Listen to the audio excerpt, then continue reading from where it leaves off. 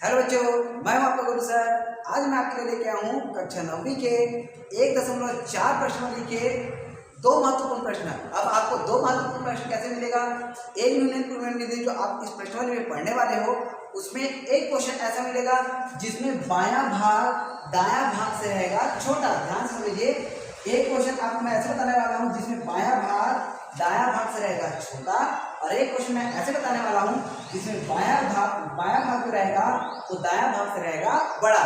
तो इसमें आपको दो तरीके का क्वेश्चन बताने वाला हूँ, वो भी पूरे के पूरे एक ही वीडियो में। तो चलिए शुरू करते हैं। एक यूनियन विधि से हम क्वेश्चन को कैसे हल करते हैं। तो इसमें आप इसके उत्तरों को दो भागों में बांट देंगे। क्या करेंगे? इनके उत्तर जो आने वाले हैं उसको दो भागों में बांट देंगे। तो चलिए दो भाग में पहले इसको हमने डिवाइड कर दिया। एक रहेगा दायां भाग और एक रहेगा बायां भाग। तो पहला आपका प्रोसेस रहेगा कि आप इसमें निकालेंगे उत्तर का बायां भाग। क्या निकालेंगे? उत्तर का बायां भाग। एक बात ध्यान दीजिएगा, जब बायां भाग दायां भाग से छोटा रहेगा तभी आप उत्तर का बायां भाग दायां भाग लिखिए, और नहीं रहेगा तो आपको क्या लिखना है मैं आगे के क्वेश्चन में आपको बता दूंगा। तो चलिए पहला क्वेश्चन हमको मिला है, पहला स्टेप आपको मिलना है उत्तर का बायां भाग। उत्तर का बायां भाग, उत्तर का बायां भाग। देखिए उत्तर का बायां भाग क्या निकलेगा? जैसे कि आपको प्रश्न मिला है एक न्यूनेन पूर्वेण। एक न्यूनेन का मतलब होता है एक कम। क्या होता है? एक कम। तो बायां भाग जब निकाला तो बायां भाग की संख्या का एक कम लेंगे, मतलब बायां भाग में जो संख्या रहेगा जो 4378 जो है इसका एक कम लेना है। क्या लेना है? एक कम। मतलब 4378 का एक न्यूनेन ले लेना है। एक न्यूनेन का मतलब होता है कम और एक का मतलब होता है एक। तो एक न्यूनेन मतलब इस संख्या का एक कम। तो एक कम आपको समझ में आ गया होगा कि 4378 का एक कम क्या हो जाएगा? 4377। तो हमने क्या प्राप्त किया? उत्तर का बायां भाग। देखिए 4377। तो चलिए इसको बायां में लिख दिए 4377। अब देखिए हमको तो प्राप्त होगा उत्तर का बायां भाग, लेकिन उत्तर का दायां भाग मिला है क्या? नहीं। तो अब हम निकालेंगे उत्तर का दायां भाग। तो चलिए दूसरा स्टेप हमारा हो जाएगा उत्तर का दायां भाग। उत्तर का दायां भाग। अब देखिए उत्तर का दायां भाग हम कैसे निकालते हैं। तो इसको क्या करना है? एकदम इजी है। जो हमारे पास दायां भाग में संख्या है, हमारे पास दायां भाग में कौन है? 9999। तो उत्तर के दायां भाग में जो प्राप्त करना है उसके लिए दायां भाग की संख्या में जो हमने एक यूनियन प्राप्त किया है, देखिए हमने एक यूनियन क्या प्राप्त किया है? 4377। तो उत्तर का दायां भाग निकालने के लिए दायां भाग की संख्या में एक यूनियन की संख्या जो प्राप्त हुआ उसको घटा देना है, मतलब माइनस कर देना है। क्या? 4377 को। उसके बाद जो आंसर आएगा वो हमारा दायां भाग रहेगा। तो चलिए 9 में 7 घटाइए। 9 में 7 घटा कितना आया? 2। फिर 9 में 7 घटा 2। 9 में 3 घटा कितना आ जाएगा? 6। और 9 में घटा 4 तो आ जाएगा कितना? 5। तो दायां भाग में कितना आया? 5622। ये आ गया हमारे पास 5622। तो आप देखिए ये जो उत्तर मिला है वो बटा हुआ है ना, तो हमारे पास बटा हुआ तो उत्तर नहीं आएगा।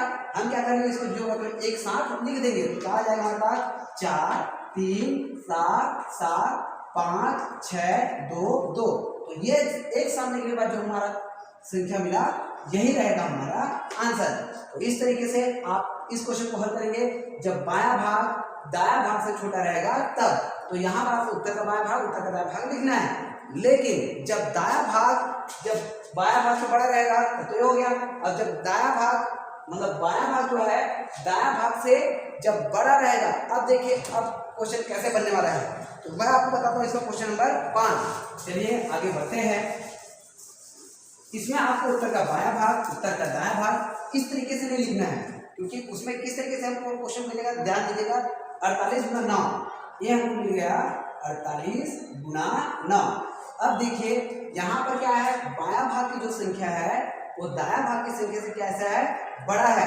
पहले वाले में छोटा था, अभी वाले में क्या है? बड़ा है। तब इसको भी हमको दो भागों में बांट देना है, लेकिन आपको उत्तर का बायां भाग उत्तर का दायां भाग नहीं लिखना है। अब क्यों नहीं लिखना है उसको देखिए। तो पहले तो आपने जो प्रोसेस किया था वही प्रोसेस अभी आपको अपनाना है। 48 का एक यूनियन लिख देना है। उत्तर का बायां भाग नहीं लिखना है, लेकिन क्या लिखना है? 48 का एक यूनियन, 48 का एक यूनियन, मतलब जो बायां में संख्या है उसका हम एक यूनियन पहले भी निकाले थे और अभी भी निकाल रहे हैं।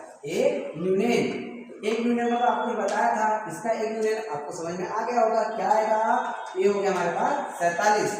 यहाँ पर हमने लिख दिया कितना, 47 को। अब चूंकि यदि हम इसमें जो पुराना वाला प्रोसेस था उसके हिसाब से यदि चलेंगे तो क्या करना पड़ेगा, इसमें हमको घटाना पड़ेगा 47 को, मतलब 9 में 47 घटाएंगे तो संख्या किसमें आ जाएगा, ऋणात्मक आ जाएगा। लेकिन दोनों संख्या जब धनात्मक है तो गुणनफल ऋणात्मक आने का तो सवाल ही पैदा नहीं होता। तो आप क्या करोगे, यहाँ पर भी आपके लिए एक लॉजिक है, इसको कैसे लगाओगे देखिए।